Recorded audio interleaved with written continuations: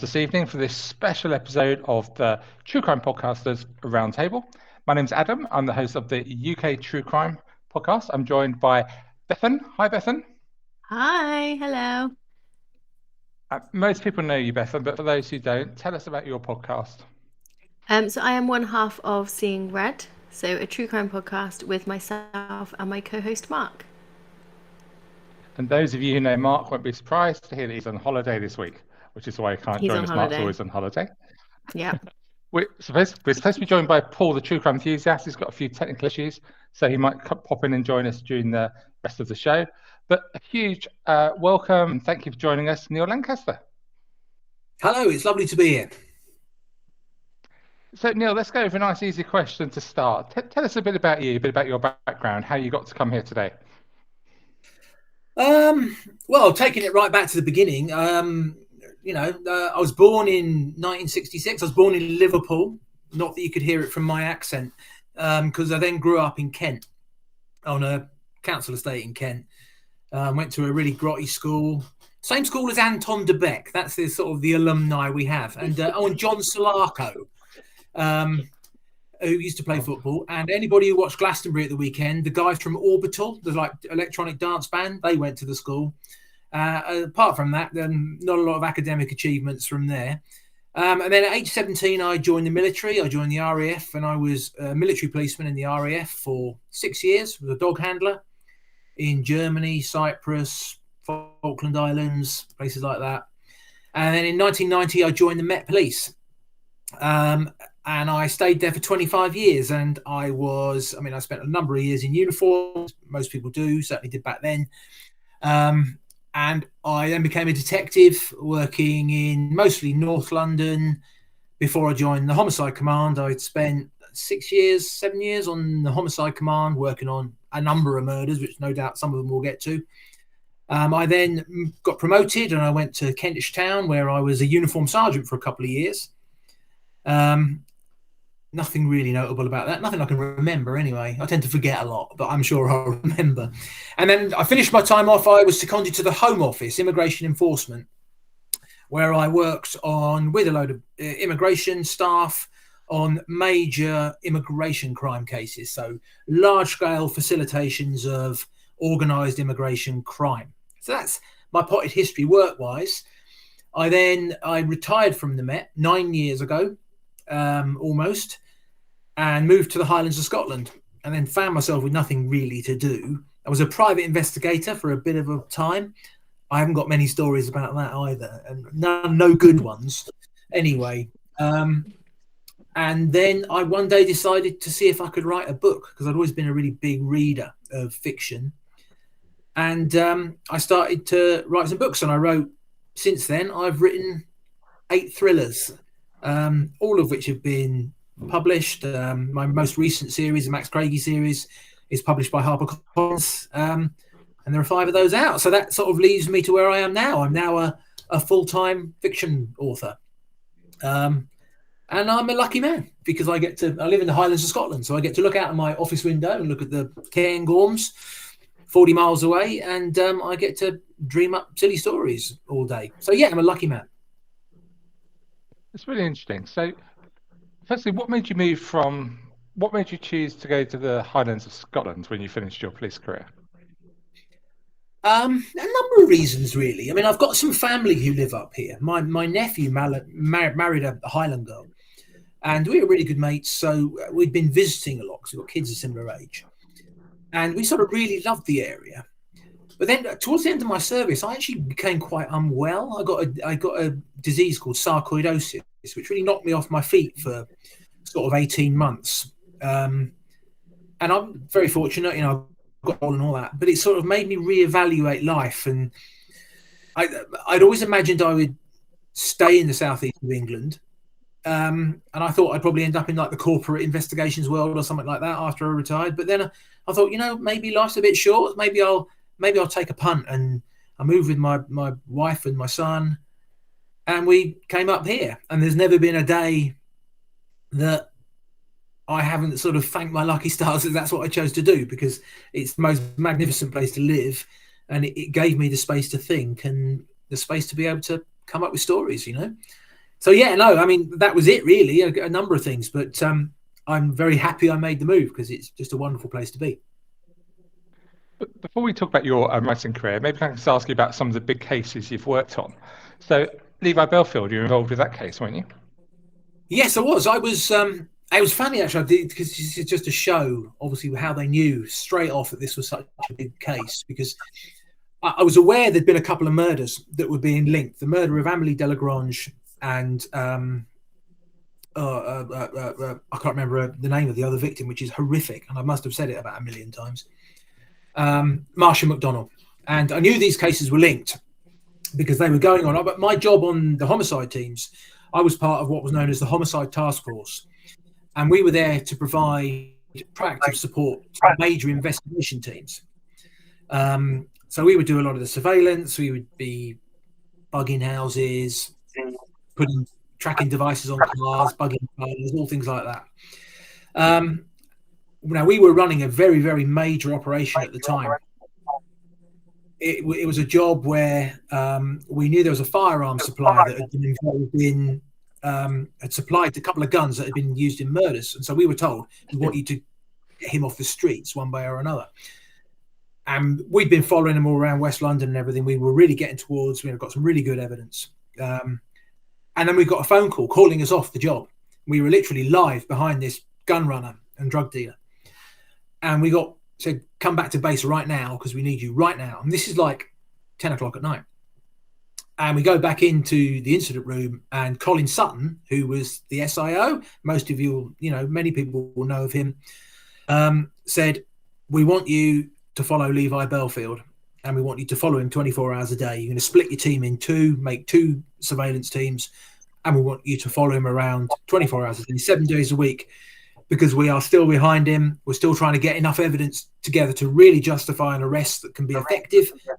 But what we really need you to do is firstly to give us evidence on his lifestyle, evidence where he's going, what he's doing, who he's meeting with. We want you to make sure he doesn't kill anybody else. And so that's what we did for the next 10 days. We followed him all around West London, into Middlesex, and he was working as a wheel clamper. He had like just a little flatbed lorry, and he'd go out with a couple of pals, and he'd go around to sort of private businesses, backs of shops, little small car parks, clamping cars. And we were with him the whole time, right up until he got arrested. So, yeah, I mean, that was a very, very intense, because to follow 24 hours a day, you essentially need 2 surveillance teams because you need to be able to split.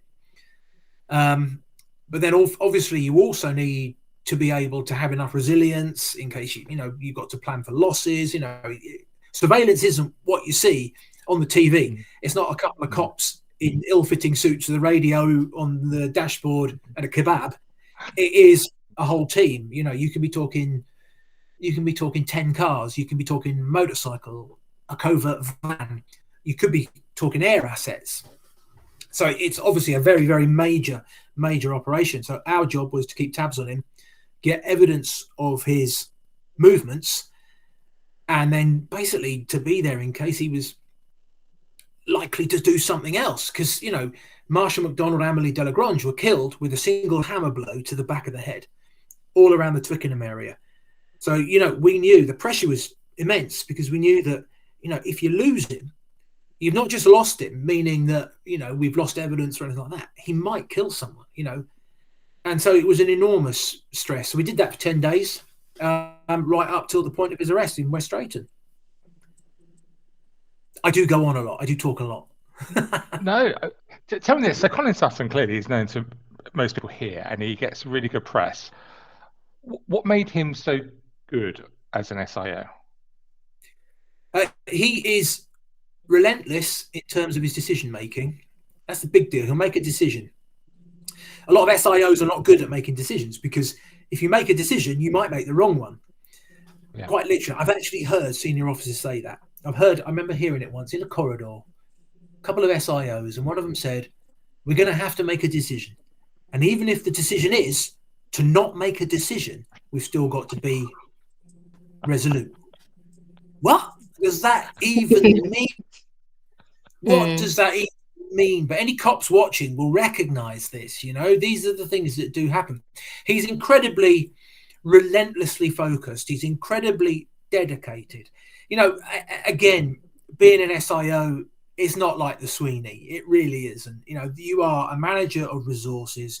You have to have a big overview of the case, and then you have to set strategy and set parameters. For instance, they felt there was a chance that one of the victims' phones, I think it was Amélie Delagrange's phone, had gone off within a particular radius. Obviously, you know, because mobile phone tech is not, again, it's not like you see on the TV. You can narrow down where it might be according to how close it is to a particular cell mast, which side of the cell mast it is, which what we call the azimuth.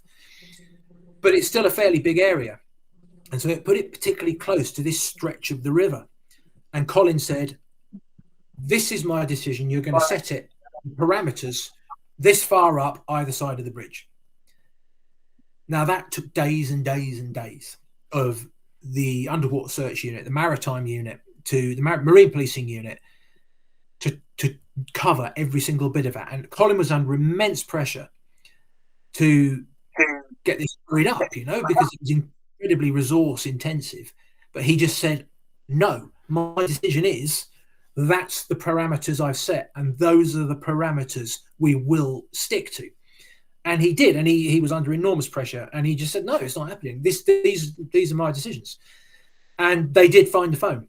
So, you know, he was proved right. But even when it was a case of he wouldn't be proved right, he still would set the parameters, like, you know, because SIO is a big thing they have to do. You have to set parameters. You have to set parameters and strategy around forensics, because you cannot test everything. You have to be selective. You cannot test and trace every single phone. You know, and so he would then set them and stick with them, and he wouldn't move. And that was the great strength, with the fact that he was incredibly resolute in the face of enormous amount of pressure. Because if you imagine you've got a serial killer out there, there was no question that's what we were talking about. Once they realised the police of Marsha and Amélie were linked. I mean, you know, I know we talk about Millie Dowler. She came a long time later. And then you had the case Kate Sheedy, who was actually run over and then reversed over again. These were all linked in later, but at the time, we knew we were behind a serial killer, because these two girls were killed in the same way within, you know, a very short distance of time. So he was under such pressure, but he stuck to his guns, and that's what made him a really good SIO. He stuck to his guns. Understood. Oh, Bethan, you got any questions? Sorry, yeah, go on. No, go on, you go, Paul. Yeah, go for it, Paul. Right. All right, okay. So bear in mind Levi Belfield then, right? So you say that's a definite serial killer, and yeah, of course, yeah, but he's linked to a lot of high-profile crimes at the moment. How many is he guilty of, do you think, in your opinion? Well, it's impossible to tell, and you can't trust a word that comes out of his mouth, because Levi Belfield, I mean, I had no personal contact with him, because apart from, you know, through binoculars or a lens of a camera, because I was always watching him. You could get the measure of the man by watching him physically. You can see how he carried himself. You know, we're all giving off all these signals, and his was of utter narcissism. He thought he was the bee's knees, you know. I mean, I'll tell you another story in a bit about that, which really exemplifies that. But, you know, we knew that's what he was. We knew that's what he was. And we knew that if this was him, and obviously we didn't have sight of all the evidence because we were the task force, we were out there to follow the guy. But we thought, if this is this, you know, if they got these two murders out there, it must be him. But then looking at it more widely, we obviously know that he tried to kill Kate Sheedy. We know, and he admitted to killing Millie Dowler. Obviously, the evidence supported that. But we know he also put his hands up to the mother and the daughter in Kent. Well, the Russell murders. Yeah. Lynn and Megan Russell. Mm-hmm. Now, you could speak to all sorts of people, and I'd had a chat with Colin about this in the past, and is that Levi Belfield that he's done it and the wrong person is in jail, or is Levi Belfield wanting to be the main player in his own twisted sitcom. I think he, in the same way that he wanted to get married, you know, it's Levi Belfield wanting to read about Levi Belfield in the newspaper. And that's what I think he is. The man is a sociopath. He's a psychopath. And he wants to stay in the news because it suits him. And unfortunately, he must, you know, he's away forever. He's never getting out. He's, you know, he's obviously on a whole life tariff. But he has a lot of pen pals, doesn't he? You know, there's something else that I'm sure you could run a whole show about. You possibly have done, about why certain sections of society want to be pen pals with some of the worst people in the world. Because we only, you know, we can look at Brady, we can look at the Yorkshire Ripper, all of these people, Ian Huntley. They all have their pen pals, don't they? It's bizarre. So yeah, I don't know is the short answer. I don't know. Would I be surprised if he'd done more? Not in the slightest. Yeah, I think that's pretty much a common feeling, isn't it? For everybody looking at what he's done, and you think he must have done more. You wouldn't bat an eyelid if he suddenly turned around and said, "Oh yeah, done another 5 or 6." No, look, and we all know there's escalation in these things. So where did he start? What was his point of escalation? How did he work up to that? You don't one day decide to hit somebody over the head with a hammer. It doesn't work like that. He also, we know, I mean, he was a sexual deviant as well. There's no doubt about that. So what else has he done? How many unsolved crimes are down to Levi Belfield? I don't think we'll ever know. Unless he decides to properly tell us, and not only tell us, but tell us in a way and tell us things that only he could possibly have known. I mean, I'll give another example of how he thought, to show how he viewed himself. We were following him around the sort of Middlesex area, and one of the guys was up fairly close with him, pulled over his van to the side of the road. He gets out of the van and goes and starts talking to 2 girls in school uniform. And obviously we're reporting this in, we're giving live commentary on what's happening, and the word comes back from the people in charge saying, don't let them get in the van. Doesn't matter what happens, they don't get in that van. You take him out. Even though we didn't have the evidence, because obviously the safety of those girls would be paramount.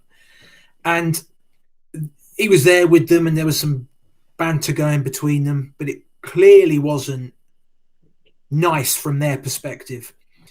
And then there was a bit of a confrontation. He blew up, threw a load of swears into them, got back into his vehicle and drove off. And so we called it all in. The backup team pulled them over, got the girls in the thing, you know, obviously showed warrant cards, got the girls in, took them into the police station. And things he said to them was really awful, you know, bearing in mind these were school children. And, you know, he actually said to them one time, he goes, I just bet you're really tight. And I thought, oh, Jesus. I mean, you don't just work up to that, you know, that shows this sort of progression. And so, yeah, if you ask what else has he done, he's done a lot. Exactly what, I'm not sure we'll ever know, but he's done a lot. Evil, horrible, nasty, the worst human being that I've ever encountered.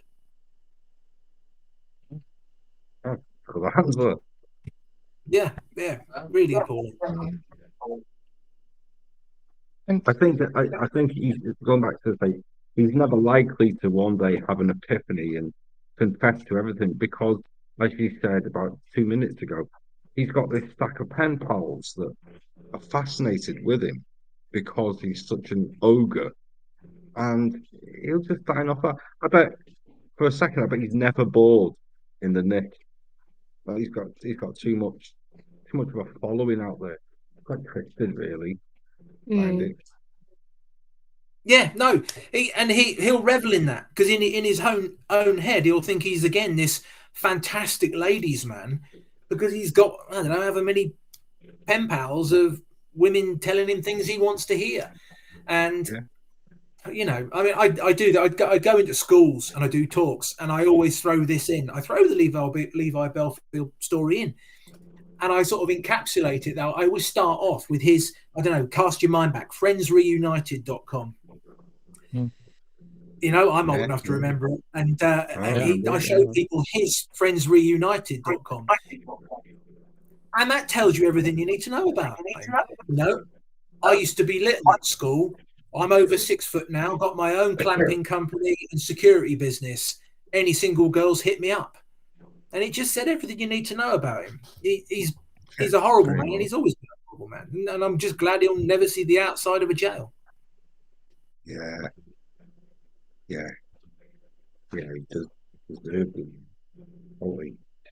Did you enjoy it, Neil? Did you enjoy the work? Yeah, 90s. Yeah, a lot of it was. I mean, of course, there's so much of it. Even the top end of really serious policing, the biggest jobs involve months and months and months of preparation. I mean, again, I write books for a living now, and I obviously have to speed things up because I'm writing entertainment now. It's purely entertainment.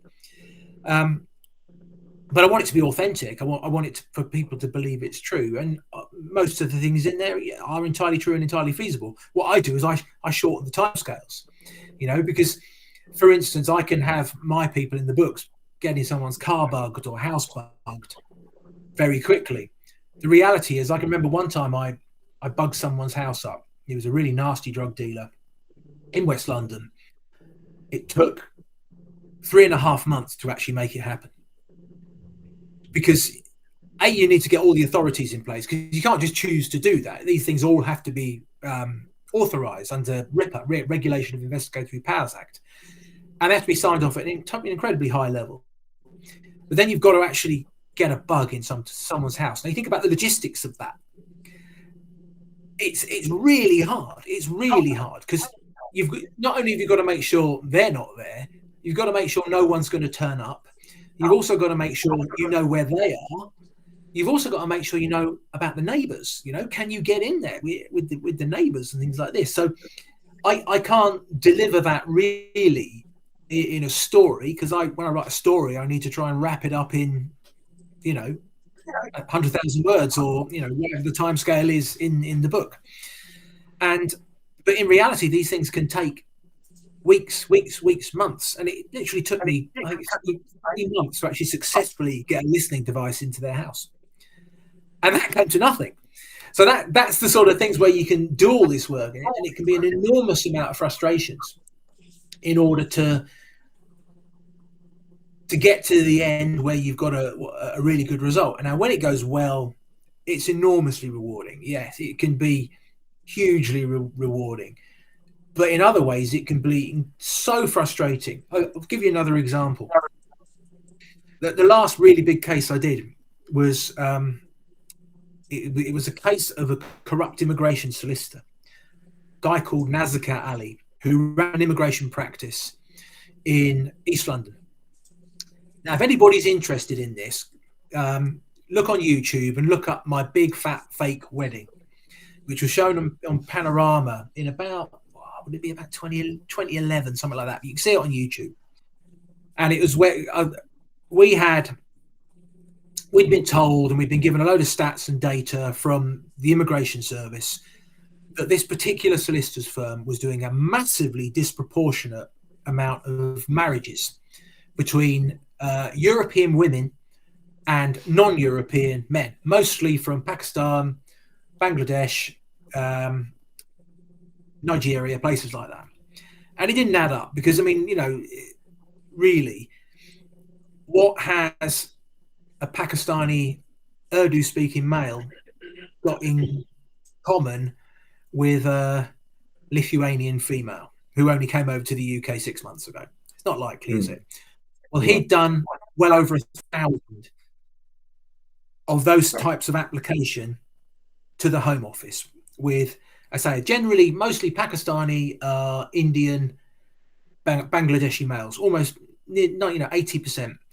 And nearly all of those had married women from the European Union, because back in those days, of course, we were part of the EU, and if a non-European married a European, it was a very, very quick route to getting a full visa in the UK. So this became he was doing it on an industrial scale.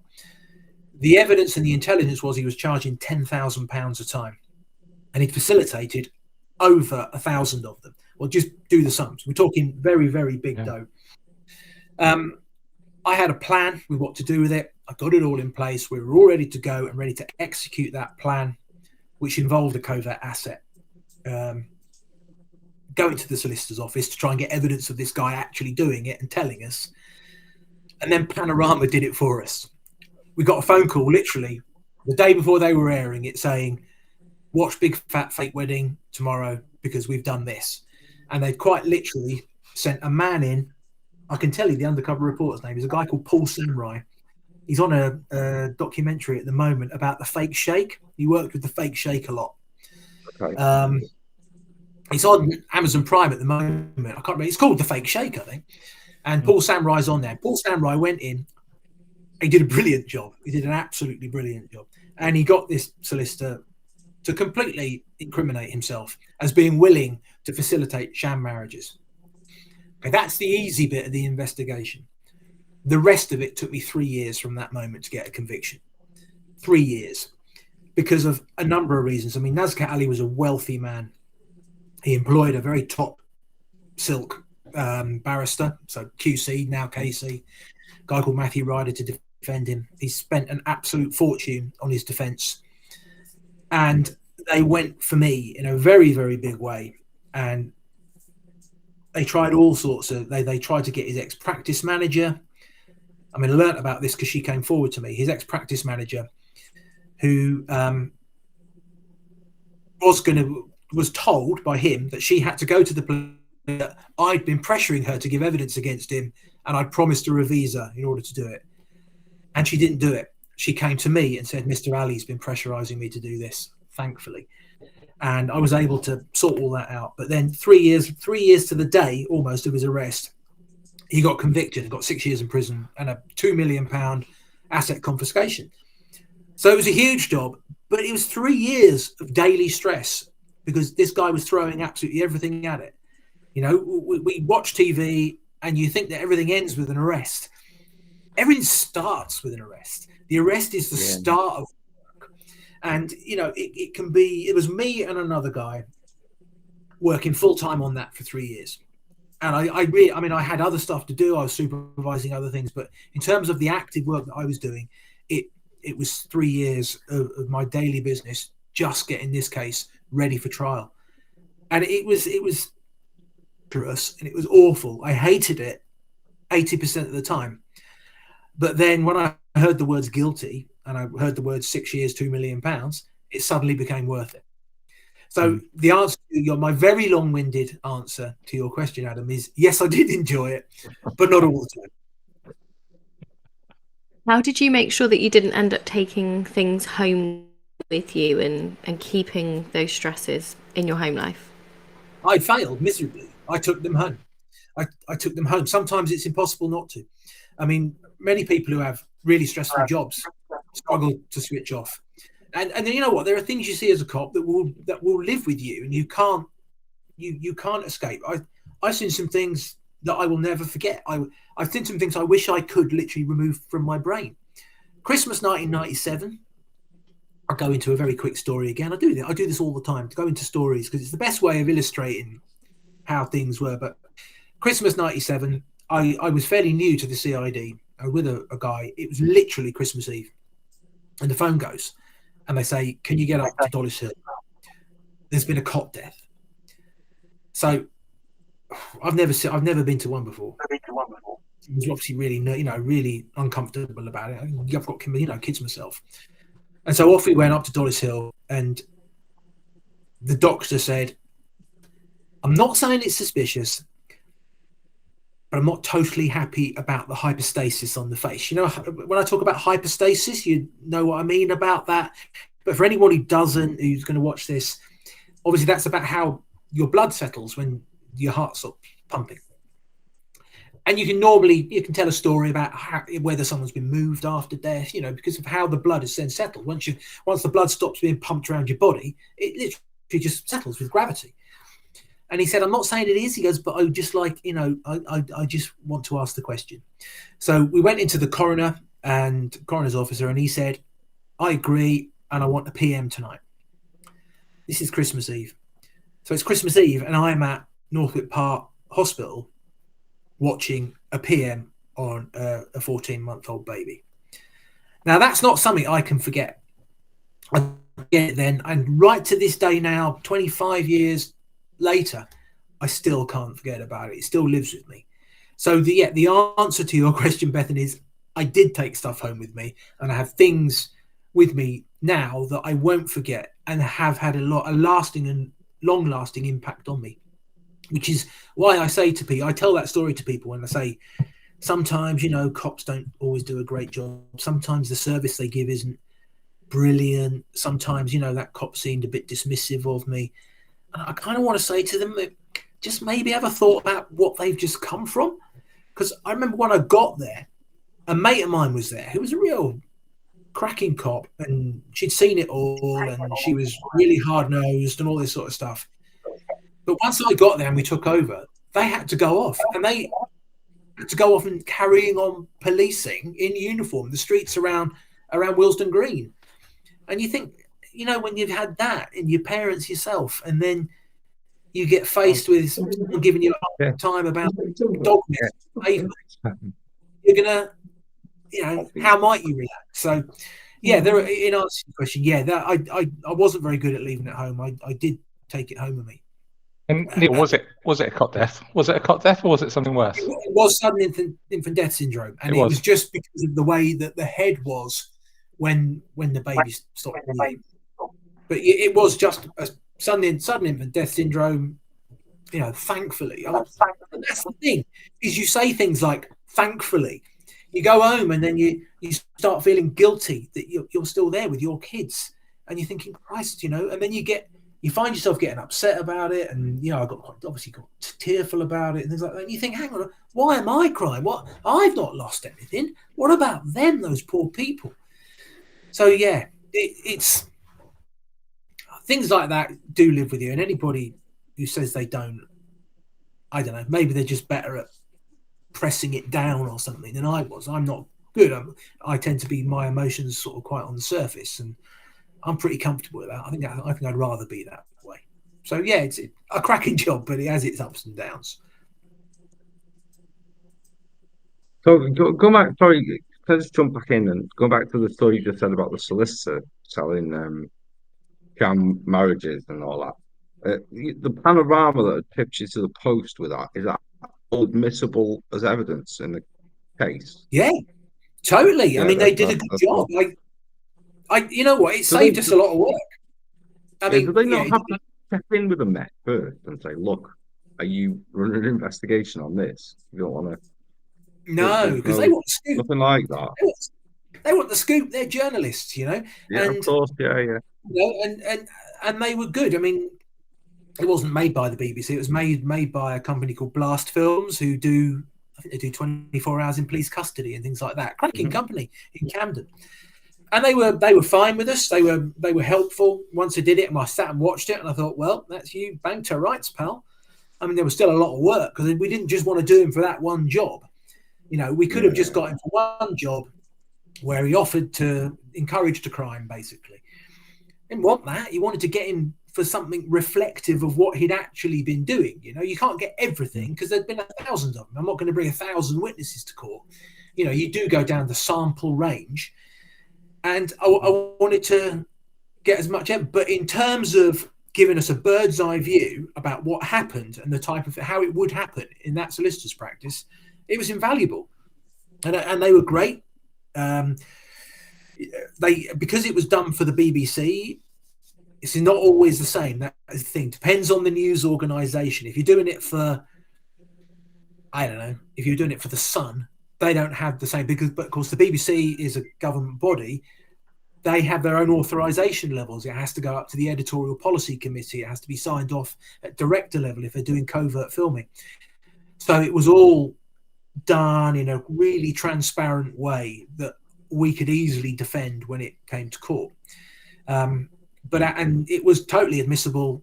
All it meant was, because they had a lot of footage, because they'd been a number of times, and I had to sit through it all, watch it all, get it all transcribed, and then of course it was in Urdu, so I then had to work with the translator. So that on its own was a massive work. So, all the stuff we see happening fast and seems easy.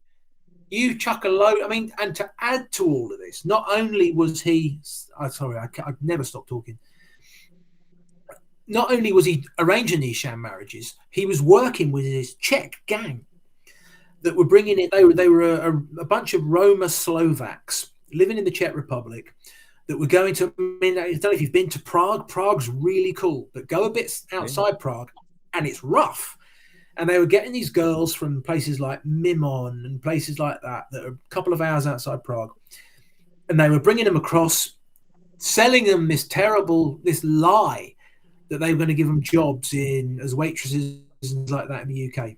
And this gang were bringing them over, and they came over and there was no job. And the Czech gang were putting them into prostitution. And then as a side hustle, they were putting them through sham marriages. So it was a massive international organisation. I mean, we were linking in with the Czech police on that. I went to Prague to interview a couple of the victims. I'm that's the way I say about these jobs, about how multifaceted they are. I told you a big long story about Nazakat Ali. I forgot the fact there was a whole great big Czech network involved in it as well, which I work closely with the Met's Trafficking and Prostitution Unit, what they now call the Human Slavery Unit, with it in order to get all the evidence. And I had girls giving evidence on video link from the Czech Republic. I had flown some girls over to give evidence during this trial. So much involved, but it just takes so long. There's just so much involved in it. But it is ultimately hugely satisfying. But at the time, it can, it can give you grey hairs. Do you feel any kind of disappointment at such a sentence after 3 years' work, like you just described? Well, yes and no. I mean, but I'm a realist, and the sentencing guidelines are set by the government. And if you think about it as being a fall from grace, as it was, I mean, he was a solicitor, wealthy man with a big property portfolio. So the consequences for him was it kind of ruined him in terms of, it cost him 2 million quid. It cost him 6 years of his liberty. He was struck off by the Solicitors Regulation Authority. So yeah, I've liked him to get more. Yeah, probably, but in reality, it pulled the rug out from under his feet. Yeah. So I can live with it. I could always do that. You know what? I was pretty good at that. If I'd done a really good job, you take a case to court. The sentence isn't my business. Also, to some degree, the verdict isn't your business. You put what evidence you have before the court, and the jury decides. So it's a conveyor belt very much, isn't it? Yeah, I mean, sometimes you hear sentences and you think, oh, it's low, it's on the low end, but very often the judges have got their hands tied as well, because the sentencing guidelines are quite prescriptive. I mean, and despite that, the prison population's higher than it's ever been, and people are going to jail for longer sentences than we've ever seen. When I first joined the job, your average sentence for a murder would be, 16, 17 years. We now see regularly 28, 29-year sentences for gang-related stabbings. Mm-hmm. So, yeah, you've just got to accept that. And I was pretty good at accepting that, despite the fact I'd get stressed out by it. Excellent. So I've been reading about your books. Sound very good. Which character did you start with? Is it Max Craigie? No, I started out with a character called Tom Novak. I tell you what, I mean, the first thing is I came up here. I found myself really essentially without work. I was doing a bit of private investigation work, but really it was just car accidents, and I did a bit of marital surveillance, which was nonsense for a bloke who never left the house. And so it didn't get me or grip me. But I'd always been a reader. I'd always read consistently, on commutes, in surveillance cars when nothing was happening. And I came up here and I was walking all the time with my dog and listening to audiobooks. And I just one day thought, I wonder if I could write a book. So I just sat down and tried, and I did. You'll like this. My first book was about a corrupt solicitor. And but that's Dead Man's Grave, wasn't it? That was your first book. No, Dead Man's Grave is the first of the Max Craigie series. This is my first series. I mean, Dead Man's Grave and that Max Craigie series is by far the most successful work I've done. But the first books I did with a very small publisher, and I knocked them out really, really quick, and they sold pretty well. You know, they definitely were worth writing. How quick, Neil? How quick did you write those first few books?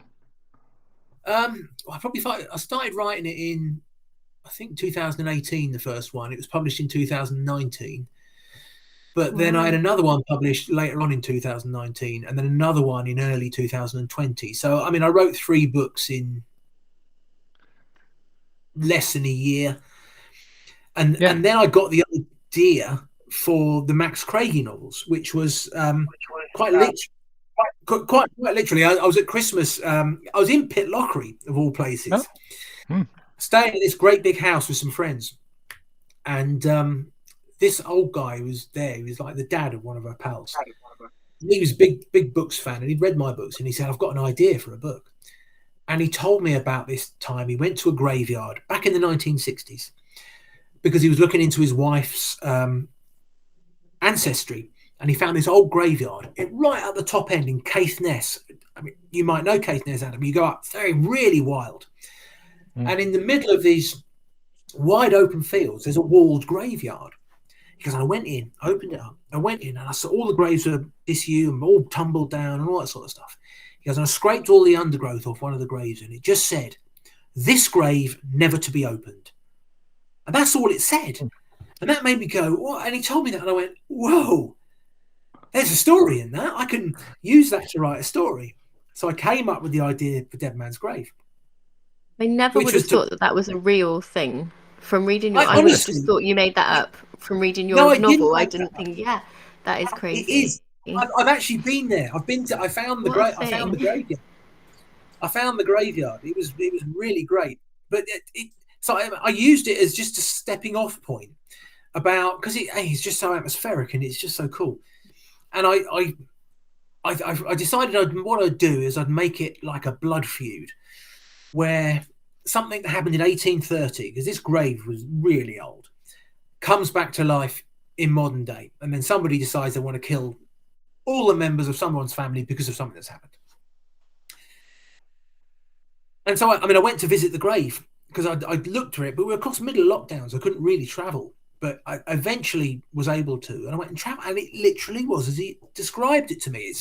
Caithness is so barren. If you've ever been there, it's unbelievable. You can see for miles in all directions, loads of wind farms, and right in the middle of this sheep field, not linked to a chapel or anything like that, was just dry stone walled graveyard. I think most of the gravestones were fallen over. And I went and I found it. One of them literally just said those words, "This grave never to be opened." Exactly that. And I'm told, spoken to some people who know, some historians, and they said it was probably because of disease, like smallpox or bubonic plague or something like that. But I just thought it was a great jumping off point for a story. And so I wrote that book, and I got myself a literary agent just off the idea and, the sort of first 50 pages of it. And I wrote it really quick, really came to me quick. And we got a publishing deal with HarperCollins, which is one of the main publishers. And that book went amazingly well. I mean, it sold 150,000 copies of that book, I think. Wow. It went really well. It was long listed for the McIlvanney Prize for the best Scottish book of the year. It was Waterstone's Scottish book of the month. And it keeps selling. So then, again, it seems great and you think you want to celebrate, but of course you never sign just a one book deal generally. They wanted 3 books off me. So I then had to come up with sequels. And so then I wrote The Blood Tide, which was also long listed for the McIlvanney Prize. And then I wrote The Night Watch. And they all sold really, really well. I then found myself really busy and with a whole new career. And it was really great, really exciting. You find yourself getting invited to things and to go on podcasts and to go and speak at events. And it has just been a total surprise to me, really, because I didn't even know I could write a book until I thought, well, I'll just give it a shot and see what happens. And now the 5th of this series, of the Max Craigie series, was published in March. It's going really well. It's my best sale so far, in terms for the time. The 6th one comes out in March, and there's going to be at least 2 more. I've signed for 2 more as well. So yeah, I've gone from being sort of semi-unemployed to being really busy. Neil, let's take a step back though. So a lot of people that are listening to this want to write a book. We all know how many people get rejections rather than get accepted. How did you get your first publishing deal? Well, when I first wrote, because at the end of the day, it's a learning process. It's like anything. Your first book probably won't be as good as your 5th book, because you get better. You learn what works. You work with good editors, and you find that out. Now, when I first wrote my first book, which is called Going Dark, it's a slightly more action thriller than police procedural. There's still cop at the centre of it, but it's got slightly more military sort of slants to it and things like that. I wrote that, and I tried to get myself a literary agent, because if you want to go with one of the big publishers, like HarperCollins, Hachette, Penguin, etc., you need a literary agent. They won't look at your book otherwise. And I tried to get a literary agent, and I got rejected widely. So the next stage was, I worked on it and got some input, and I still thought it was pretty good. And so, but there are some independent publishers out there, much smaller publishers, who will take unagented books. And I managed to get in with one of those, which is, again, they're a small outfit, but they had some good ideas, and they've sold pretty well. They were certainly worth writing.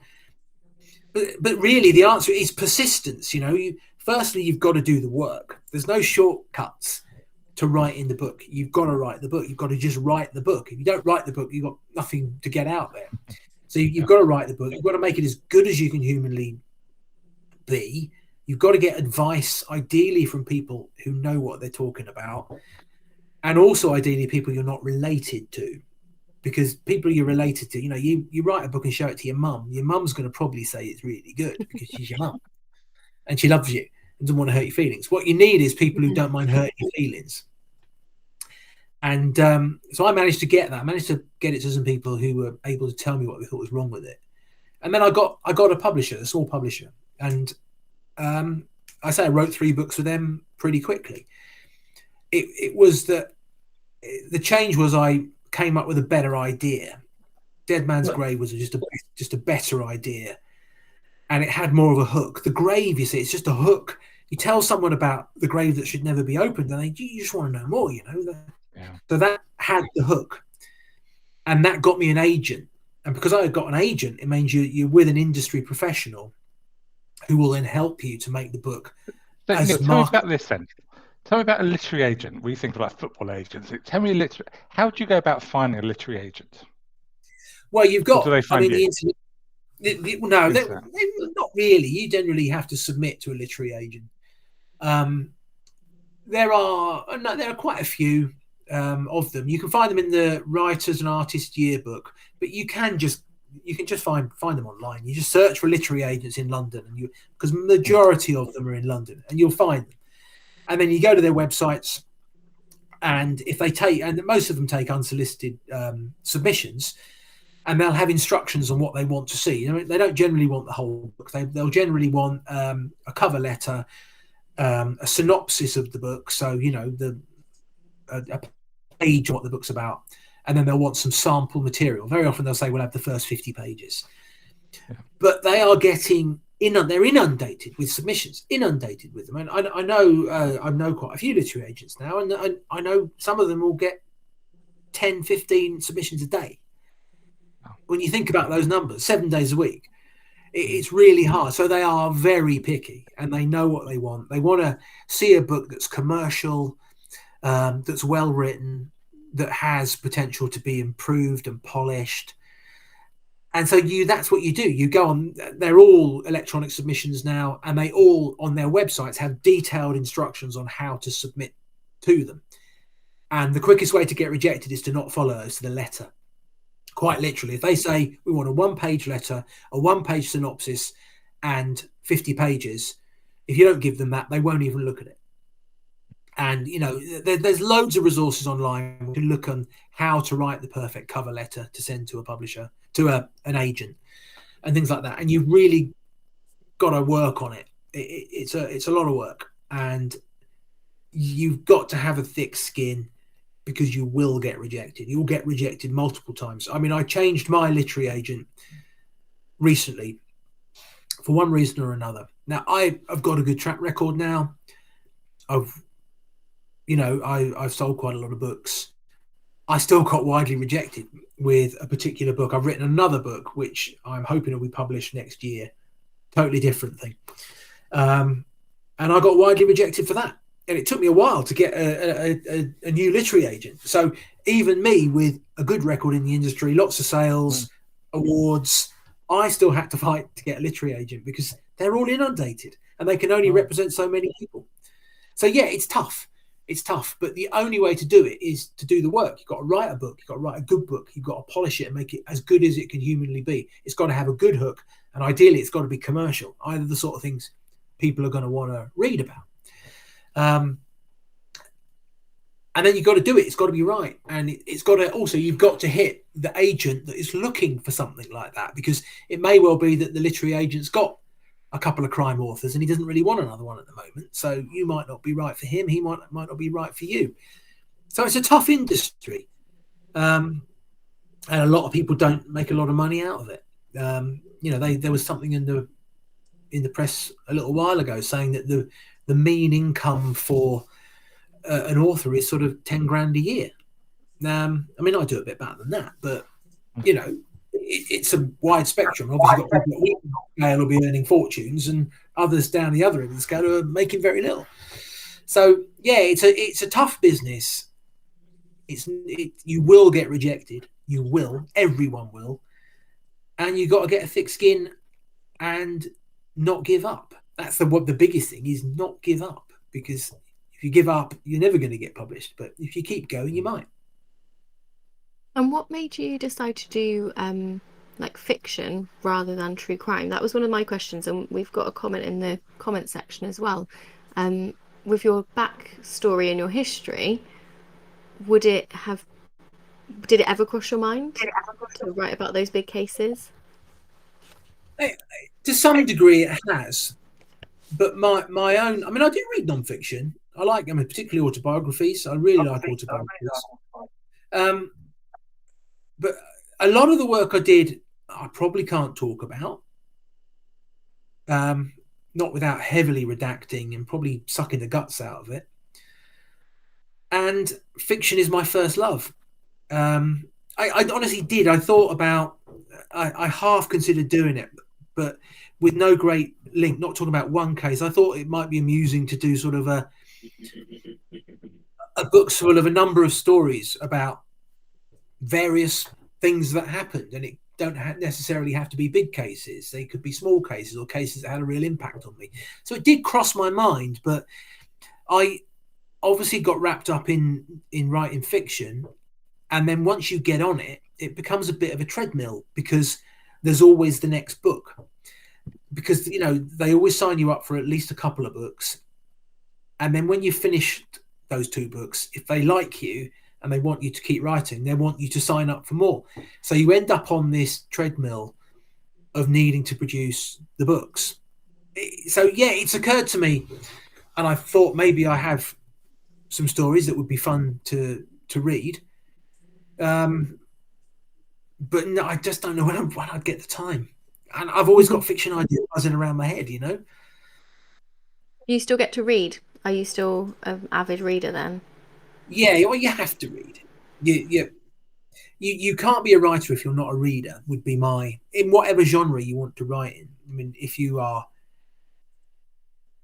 to write true crime or any type of non-fiction, I think you've got to read extensively in that genre. I think you also need, if you're writing fiction, you need to read outside your genre. I mean, my first love is crime and thrillers, but I try hard to read outside that as well, because that's where you learn. You know, you learn to be a writer by being a reader.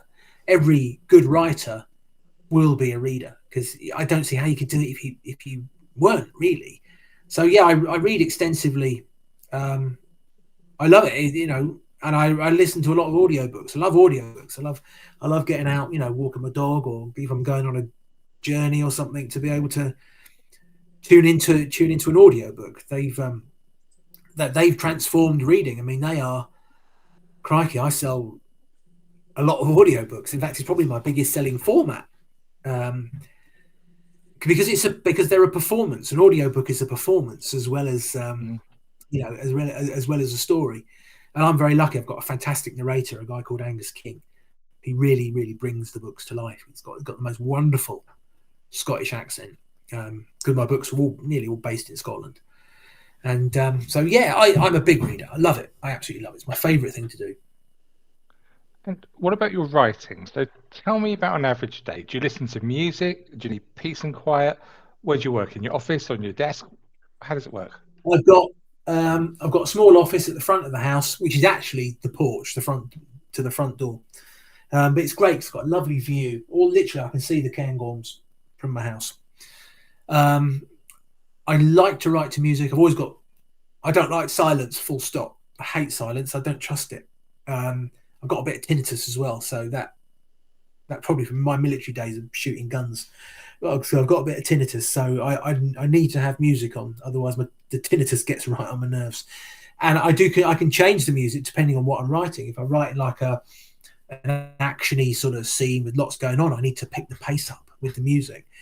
If I'm just in the trenches editing, or which is what I'm doing at the moment, you know, right now, I need probably sort of film soundtracks, things like that. Maybe I'll pick a soundtrack from a film or from a TV show with no words, so it can just be there. But no, you have to have music. Generally, the dog is at my feet. Yeah, it's just and it's a nice place to be. I love it.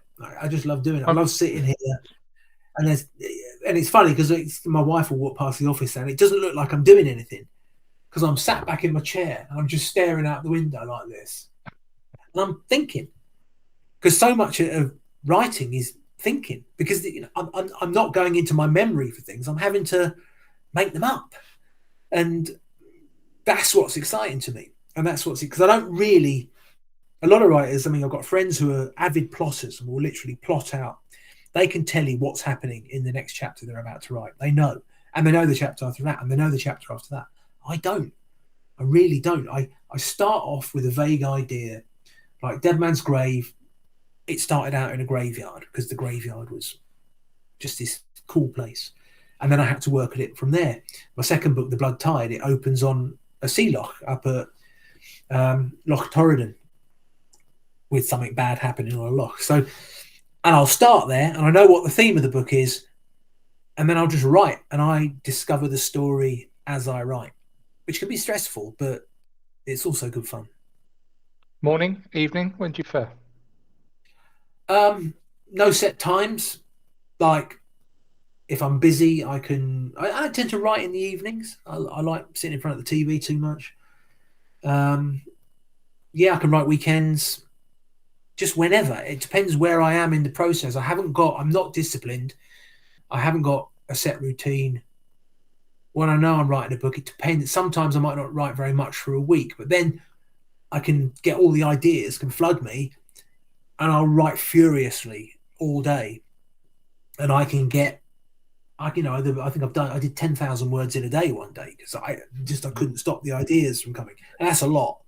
I mean, 2,000 words a day is considered really good for people who write a bit more professionally than me and take it a bit more seriously. I remember hearing somewhere once that, sorry to interrupt you, I remember hearing that Stephen King makes sure he writes 1,000 words every day. I mean, who can argue with Stephen King? You know, the guy is a miracle worker. And his book that's another thing. For anybody who feels like they might like to write, read his book. It's called On Writing. It's semi-autobiographical, but it's about his lessons of how to be a writer. Unbelievable. Brilliant. Absolutely brilliant. So if you could do that, if you could write 1,000 words a day and do it 7 days a week, if you were good and disciplined, that could take you. You could be doing an hour a day. I could easily write 1,000 words in an hour. If you could do that every day, and you think 3 months, then you've got a book. So but I need the time to formulate the ideas as well. So there are days I might even lose words. I'll have a day where I started out on 40,000 words, and by the end of the day I'm on 39 because I've deleted some because I didn't like them. But it might have been that I've then gone back and sorted some stuff out, and I might be then in a real much better place for the next day to start writing again. And then the next day I might write 6,000 words. So, writing isn't just writing it. Sometimes it's taken away. Sometimes it's going back and sorting out a problem in the first quarter of the book because I've changed things. I mean, one particular book I wrote, this is just an indication about how my brain works, is that I was about halfway through the book.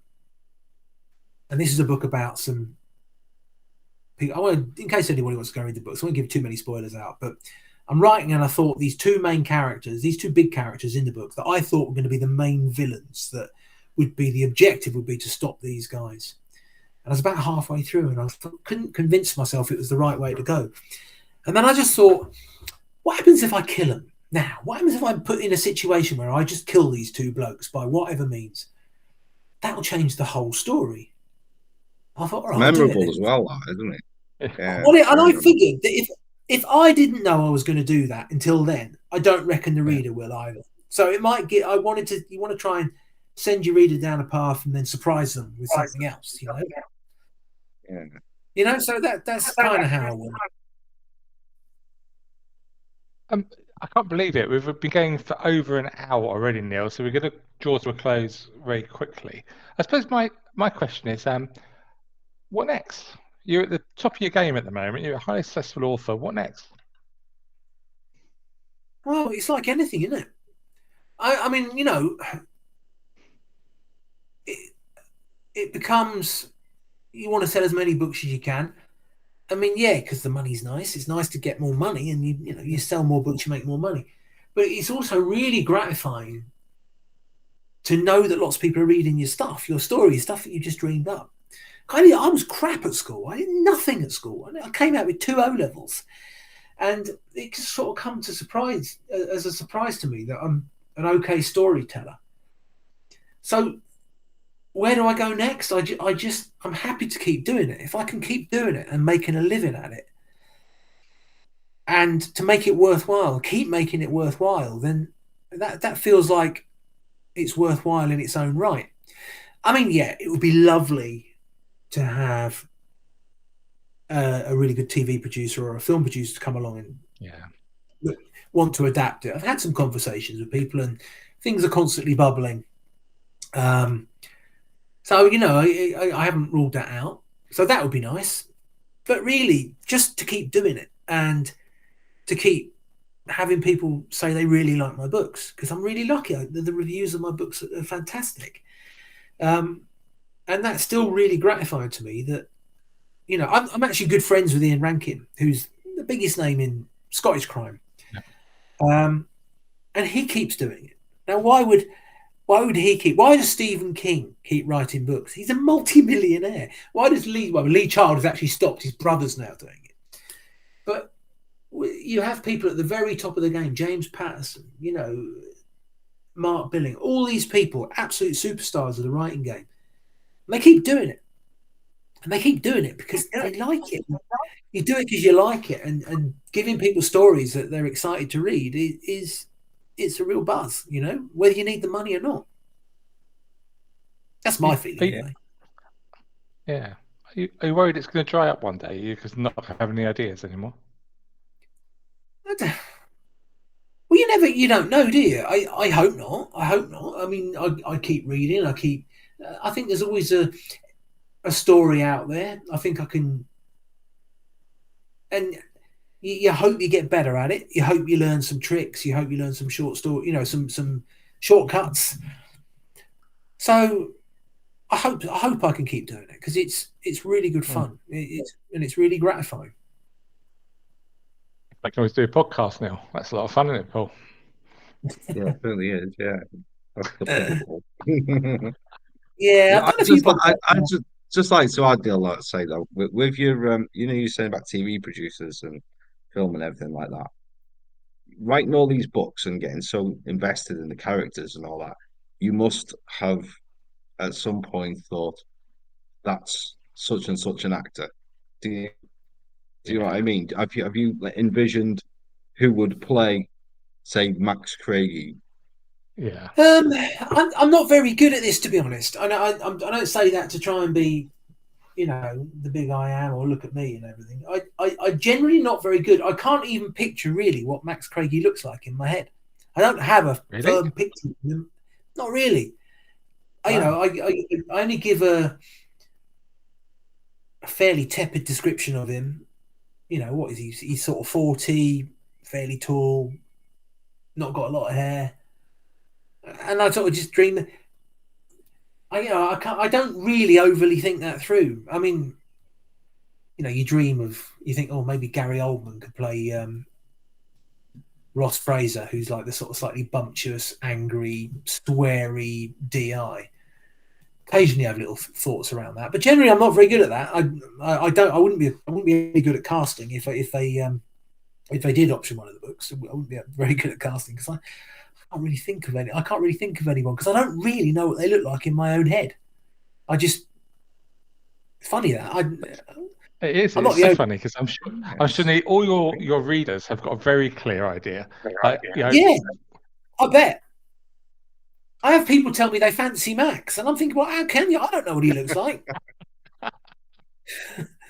Yeah. Cody, tell us some more things. So tell us your favourite band at the moment. Who you listen to the most? What music do you like at the moment? All sorts. I love music. I'm a massive music fan.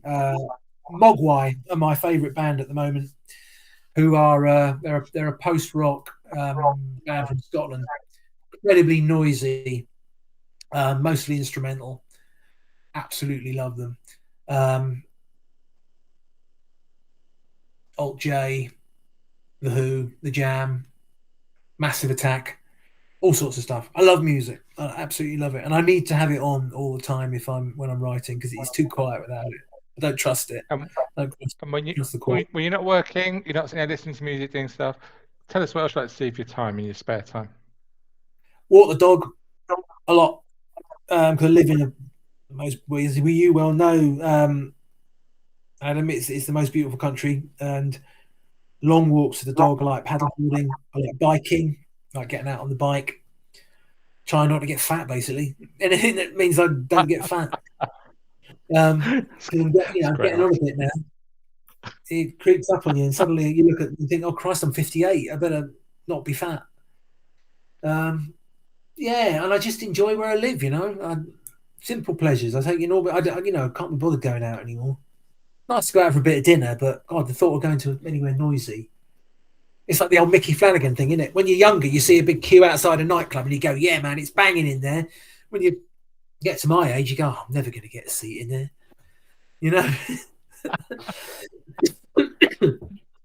So, yeah. The quiet life. We're just finishing up. Neil saying he likes a quiet life. You got any final questions for Neil before we finish this evening?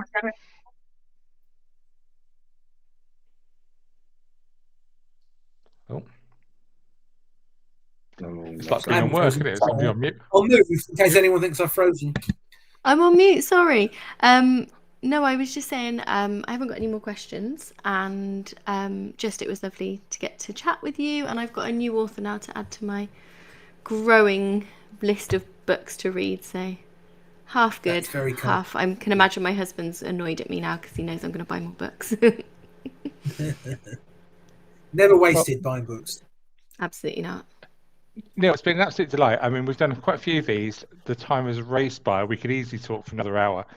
So thank you ever so much for spending time with us this evening. Really appreciate it. And this will be going out in all our video and podcast feeds. It's great. And hopefully we'll get you some more sales and keep you doing good stuff rather than having to get a real job, right? No, exactly. I don't want to get a real job. They're too hard. I have to get up in the morning. Great stuff. Thank you everyone for joining us this evening, and we'll see you soon. Cheers. Thank you guys. Bye. Bye guys. Bye bye.